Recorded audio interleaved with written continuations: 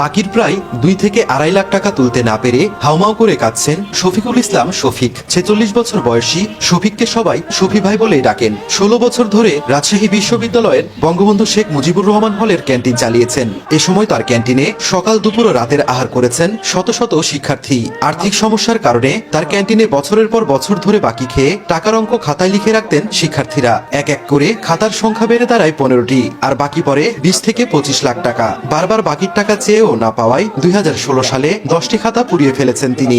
এখনো তার কাছে আছে 5টি খাতা। লেখাপড়া জানা কাউকে পেলে সেই খাতাগুলোতে কত টাকা বাকি আছে তার হিসেব কষে নেন। কান্নাজড়িত কণ্ঠে শফিক বলেন, তার ক্যান্টিনে বাকি খাওয়া অধিকাংশ শিক্ষার্থী ছাত্রলীগের নেতাকর্মী। আমি খুব অসহায় পড়ে গেছি, এরকম অসহায় কোনোদিন ছিলাম না। প্রতি শিক্ষার্থীর ভিতরে যে এত অসম্মান আমার করেছে, এই অসম্মানটা আমার মধ্যে মরে যায়। আমি খেতে পাচ্ছি না, খাবার পাচ্ছি না, অভাব, টাকা পয়সা নাই, ব্যাংক ব্যালেন্স নাই, কোথাও কিছু নেই আমার।